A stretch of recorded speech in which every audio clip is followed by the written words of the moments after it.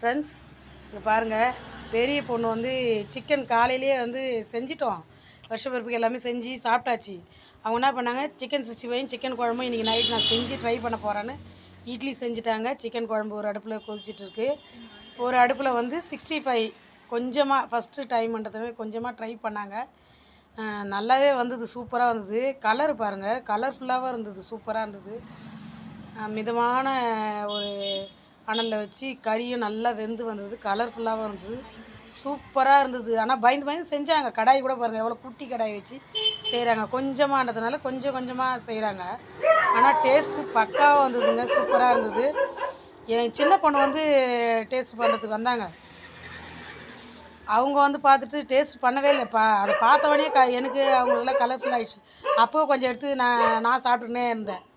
அதுக்கப்புறம் திரும்பவும் எடுத்துன்னு வந்து கொடுத்தாங்க, எப்படி இருக்குது பாருமான்னு. திரும்பவும் சாப்பிட்டோம். அங்கேயும் ஜாலியான நல்ல டைம் பாஸ் ஆச்சு. அவங்க ஃபஸ்ட்டு தடவைன்றது என்னாலே நம்ப முடியல. ஃபஸ்ட் டைமே இவ்வளோ சூப்பராக வந்தது. கலர் பாருங்கள், கலர்ஃபுல்லாகவும் எவ்வளோ இருக்குது பாருங்கள். நல்ல அந்த கோட்டிங்லாம் கறியில் நல்லா பிடிச்சி சூப்பராக பாருங்கள். சின்னவங்க டேஸ்ட் பார்க்குறாங்க. சுட்டுடுச்சு, ஆனால் வாய் சுட்டுடுச்சு.